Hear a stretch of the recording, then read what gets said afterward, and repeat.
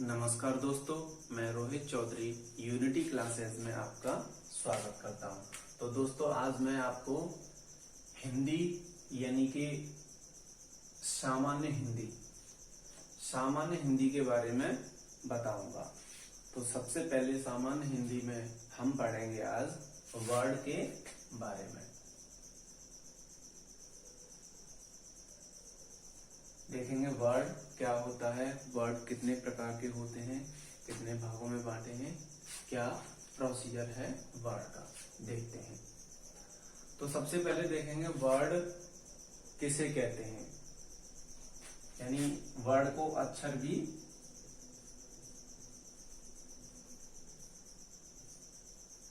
कहते हैं, लेकिन अक्षर और वर्ड में थोड़ा सा माइनर सा डिफरेंस है, बहुत ही छोटा। यानी कि जैसे हम कह सकते हैं क म ल, इसमें हमारे अक्षर कितने हैं,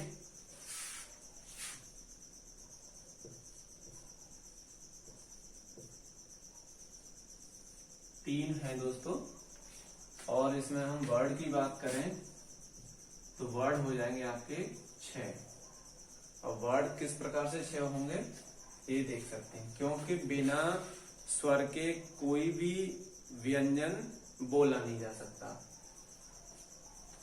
लिखा जा सकता है उसको नीचे हलंत लगा के,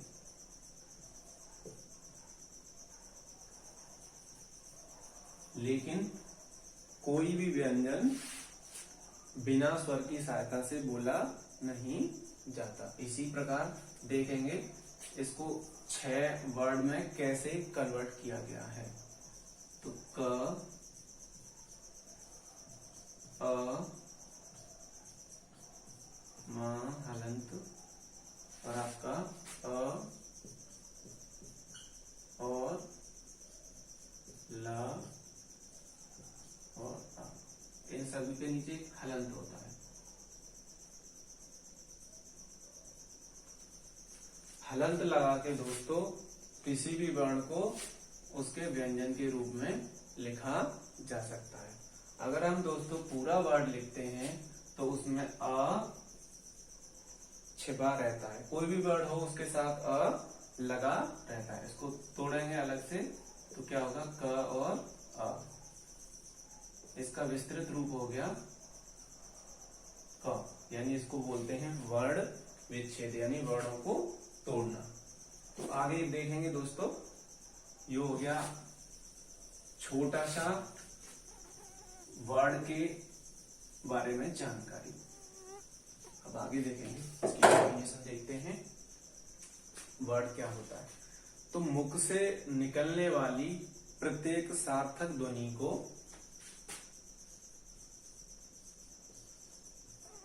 मुख से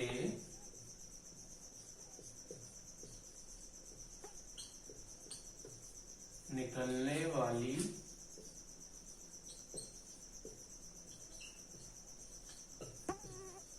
प्रत्येक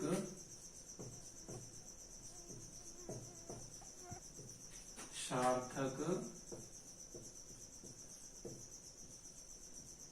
ध्वनि को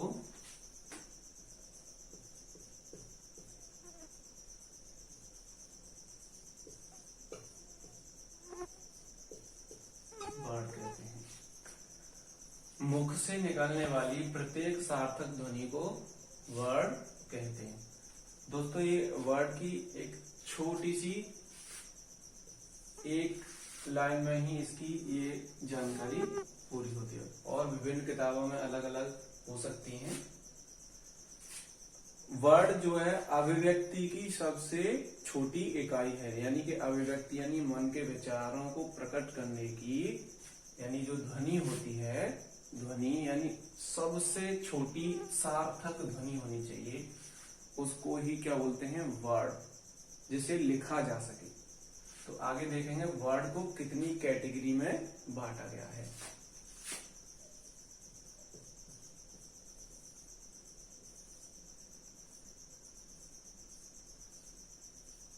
वर्ड को 3 कैटेगरी में डिवाइड किया गया है। नंबर 1 देखेंगे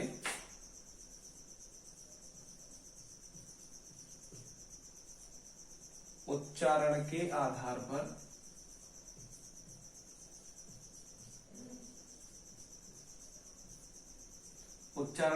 पर दोस्तों वर्डों की दो कैटेगरी हैं। नंबर 1 में आएगी आपकी स्वर वर्ण,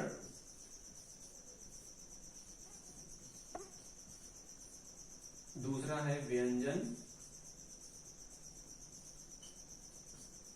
व्यंजन को दोस्तों ऐसे भी लिखा जा सकता है,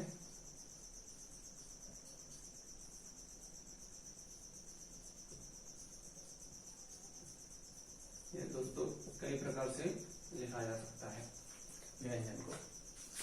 पूर्व प्रचलन में इस प्रकार ज्यादा लिखा गया है व्यंजन को, लेकिन अब अनुस्वार विधि से ज्यादा लिखा जा रहा है आजकल। तो वर्ड का ये तो 1 कैटेगरी हो गई, दूसरा और तीसरा, यानी वर्डों को 3 कैटेगरी में हम पढ़ेंगे। तो नंबर दूसरा है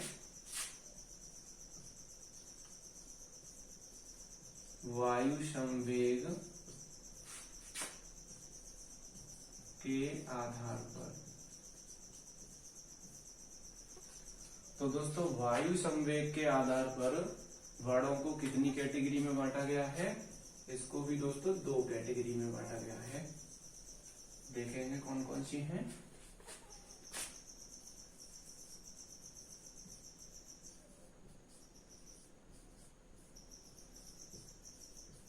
अल्प प्राण, महाप्राण। दोस्तों उच्चारण के आधार पर वर्णों की 2 कैटेगरी थी, स्वर वर्ण और व्यंजन वर्ण। वायु संवेग के आधार पर भी 2 कैटेगरी हैं, अल्प प्राण और महाप्राण। तो दोस्तों हम आगे डिस्कस करेंगे अल्प प्राण किसे कहते हैं, महाप्राण किसे कहते हैं। नंबर तीसरा और देखें, तारत्व के आधार पर। ये सभी वर्ड की क्या है, कैटेगरी चल रही है, यानी कि इनको डिवाइड किया गया है, वर्डों को डिवाइड किया गया है। तो इसकी भी 2 कैटेगरी है आपकी।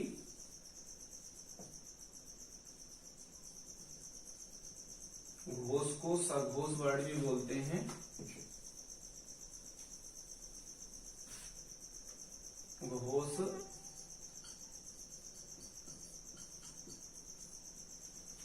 दोस्तों, घोष और सघोष ये एक ही है, कहीं सघोष भी दिया जाता है, कहीं घोष भी दिया जाता है। दूसरा है अघोष।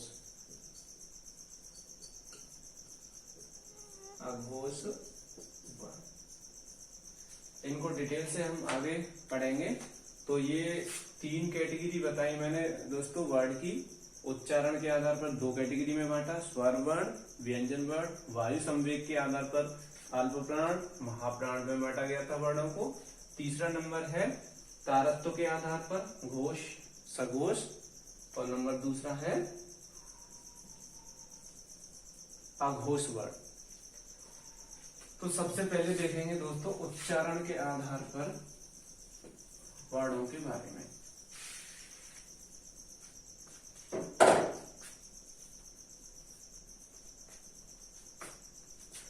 उच्चारण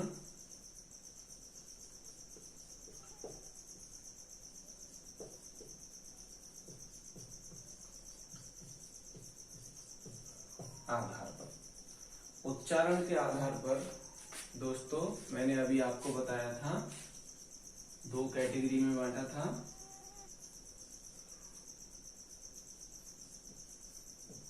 व्यंजन और स्वर। तो सबसे पहले हम ये देखते हैं स्वर। प्रश्न बनता है स्वरों की संख्या कितनी है?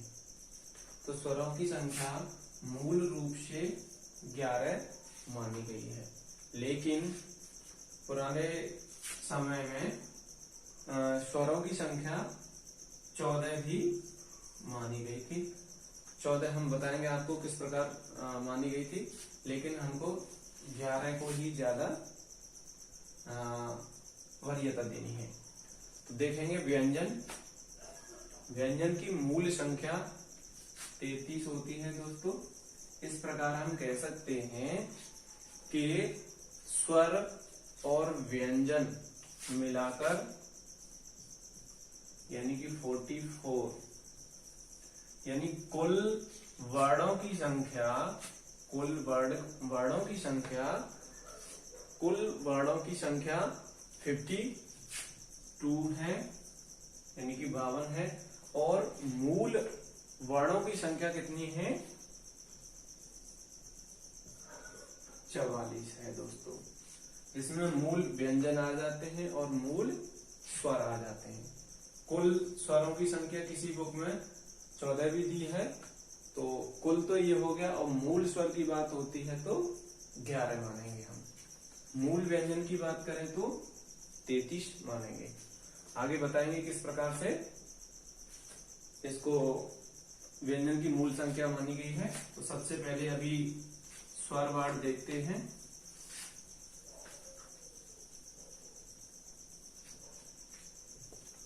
तो दोस्तों आपको पता चल गया होगा कि मूल वर्णों की संख्या कितनी हो गई? 44, और कुल वर्णों की संख्या 52। तो स्वर आप देखेंगे दोस्तों, स्वर वर्ण इनको कितनी कैटेगरी में बांटा है?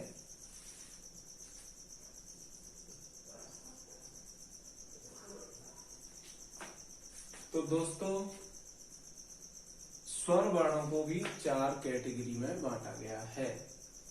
तो नंबर 1 है आपका ह्रस्व स्वर, नंबर दूसरा है आपका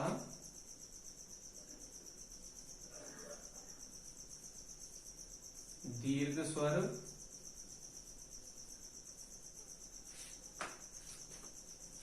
ये हो गया आपका दीर्घ स्वर, और ये आपका हो गया संयुक्त स्वर, यानी संयुक्त स्वर। और नंबर चौथा है आपका इसको प्लुत स्वर, यानी कि प्लुत स्वर हमारा होता है ओ, यानी त्रैमात्रिक स्वर, यानी 3 मात्रा, यानी कि ह्रस्व स्वर से तिगुने समय में बोले जाने वाला वर्ण यानी अक्षर, उसको क्या बोलते हैं? प्लुत स्वर। ह्रस्व स्वर की संख्या देखेंगे कितनी है?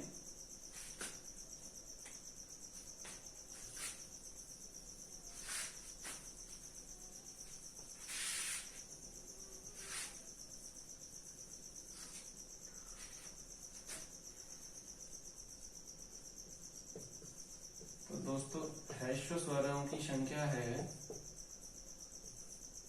आपकी 4। नंबर 1 अ, ई, उ, और आपका ये री वाला। तो दोस्तों ये हो गए आपके 4 ह्रस्व स्वर। 4 कैटेगरी बताई थी मैंने अभी स्वरों की, ये फर्स्ट वाली हो गई। नंबर दूसरी, यानी स्वरों की संख्या कितनी है? 4। स्वरों की नहीं, ह्रस्व स्वरों की संख्या कितनी है? 4। कुल स्वरों की संख्या कितनी थी? 11 थी। मूल 11 थी। कुल को 14 भी मान सकते हैं। ऑप्शन में अगर 14 आता है तो 14 भी कर सकते हैं, लेकिन ज्यादातर 11 ही आएगा। नंबर दूसरा देखेंगे,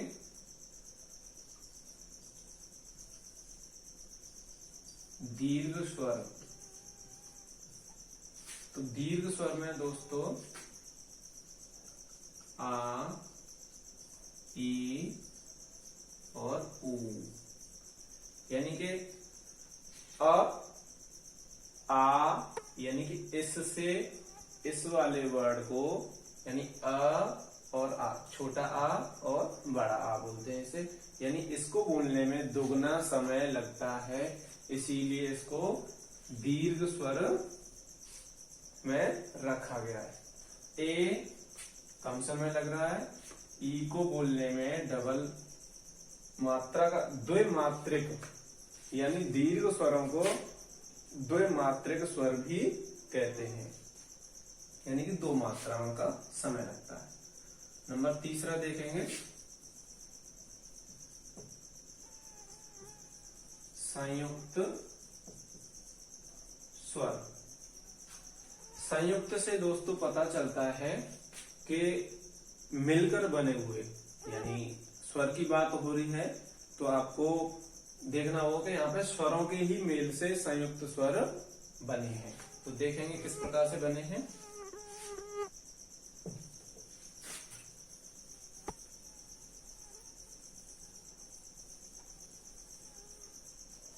पहले देख लेते हैं संयुक्त स्वर।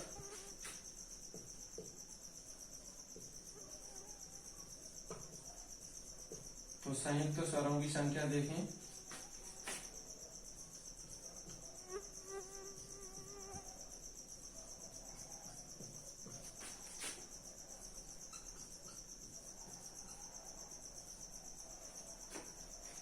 ए ओ औ।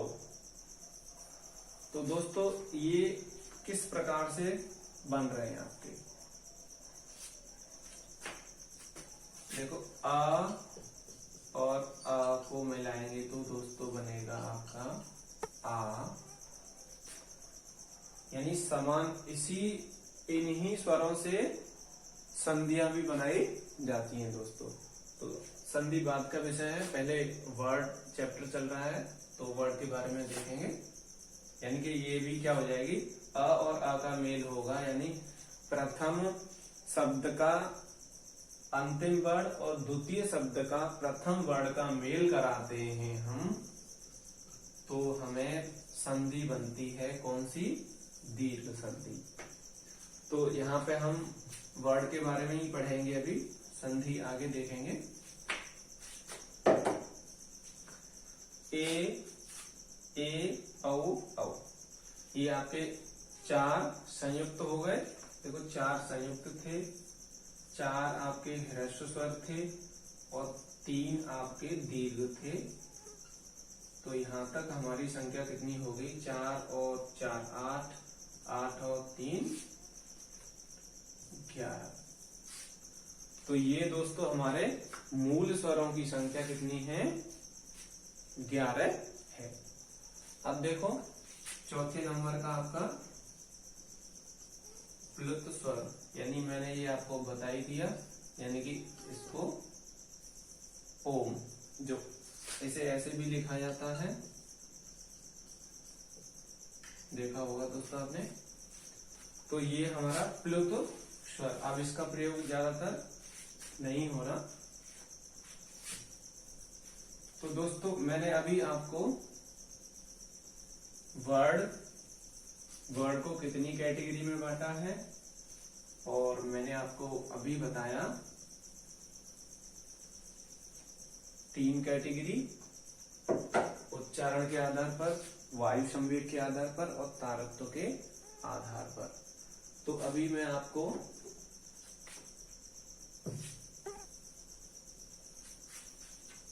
संयुक्त स्वरों को थोड़ा डिटेल से बता देता हूं कि किस प्रकार से बनते हैं संयुक्त स्वर।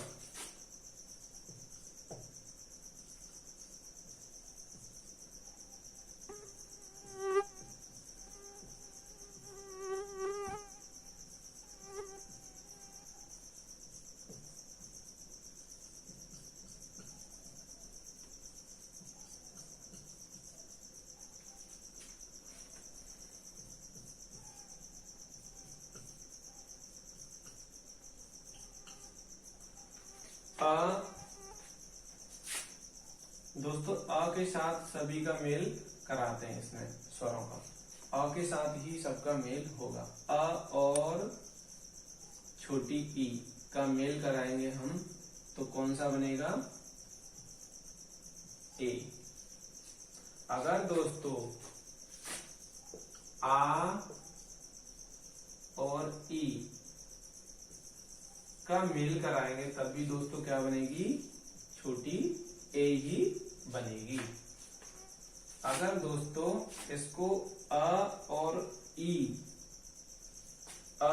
ई का मेल कराएंगे तब भी दोस्तों छोटी ए बनेगी। अगर दोस्तों बड़ा आ और बड़ी ई का मेल कराएंगे तब भी दोस्तों छोटी ए ही बनेगी। तो ये पहला वाला आपको संयुक्त स्वर समझ में आया किस प्रकार बना। अगला देखेंगे, आ और ई का मेल कराया इसमें। अब देखेंगे दोस्तों आ और ए, आ और ए का मेल कराएंगे तो क्या बनेगी, बड़ी ए। अब दोस्तों देखेंगे बड़ा आ और छोटी ए, इन दोनों का मेल कराएंगे तब भी दोस्तों क्या बनेगी, बड़ी ए। अगर दोस्तों बड़ा आ और छोटी ए का मेल कराएंगे तब भी दोस्तों क्या बनेगी, बड़ी ए। बड़ा आ और छोटी ए यानी बड़ा आ और बड़ी ए का मेल कराएंगे तब भी क्या बनेगा, बड़ी ए। मिस्टेक हो गया, छोटा अ के साथ मेल कराएंगे बड़ी ए का, यानी कि इसको 4 तरीके से बनाया जाता है। दोबारा से बता देता हूं एक बार, आ और ए, आ और ए, और दोस्तों आ और बड़ी ए का भी मेल कराएंगे तब भी क्या बनेगी, बड़ी ए बनेगी। आ और बड़ी ए का भी मेल कराएंगे तब भी क्या बनेगी, बड़ी। और दोस्तों बड़ा आ प्लस बड़ी ए का भी मेल कराएंगे तब भी क्या बनेगी, बड़ी ए। आशा करता हूँ शायद मुझे लग रहा है कि शायद आप लोगों की समझ में आ गया होगा। अगला देखेंगे दोस्तों, ये मैंने आपको ए और ए दोनों के बारे में बता दिया। अब बचा आपका ओ। मैंने बताया था दोस्तों कि आ के साथ ही सबका मेल कराना है। आ प्लस उ क्या बनेगा, ओ। आ और उ का मेल कराएंगे तब भी दोस्तों क्या बनेगा, छोटा ओ। आ और बड़ा ऊ का भी मेल कराएंगे दोस्तों तो क्या बनेगा, छोटा ओ। आ यानी बड़ा, आ और बड़ा ऊ का भी मेल कराएंगे तब भी दोस्तों क्या बनेगा, छोटा ओ। यानी पहले हमने ये ऐसे मिलाया था, आ और ऊ को ओ, आ और ऊ को ओ, आ और ऊ को ओ, आ और ऊ यानी कि दो मात्रा में बोलेंगे, सिर्फ बड़ा खींच के बोलेंगे, आ और ऊ, तब भी क्या बनेगा, छोटा ओ यानी ओ। डबल मात्रा को आउ बोलते हैं।